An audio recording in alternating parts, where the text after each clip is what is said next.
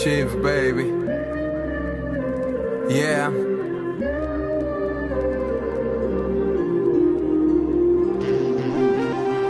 Prefer să mă prefac că nu te mai cunosc, să nu mai amintesc nimic din tot ce-a fost.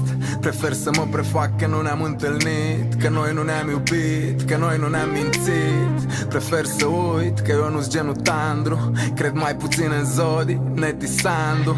Prefer să uit că am fost preferații, tu doar a mea, eu doar a tău, râdeam de ce spun alții. Prefer să cred că eu sunt mai singuratic, că practic n-am putut să fiu pragmatic și tactic.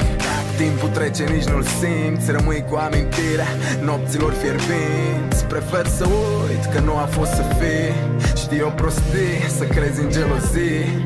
Când ne vedem prefer să cred că e prima dată, să văd din nou în tine tot ce vedeam și odată. Poate că da, poate că da, încă n-am putut uita. Doar dar prefer să cred că așa-i mai bine. Și poate că da, inima mea încă bate pentru a ta. Doar dar prefer să cred că așa-i mai bine. Prefer să cred, prefer să cred, prefer să cred.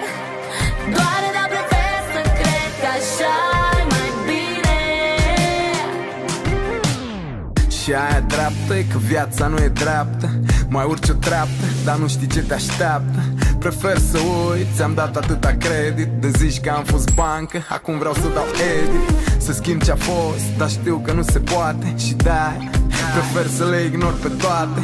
Că-mi vin în minte prea multe cuvinte, mult prea multe rânduri și nu citeam printre. Prefer să uit că nu a fost să fie, știi o prostie, să crezi în gelozie. Când ne vedem prefer să cred că e prima dată, să văd din nou în tine tot ce vedeam odată.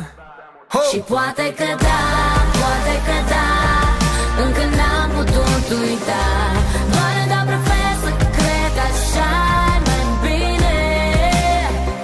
Și poate că da, inima mea încă bate pentru a ta. Doar dar prefer să cred că așa-i mai bine.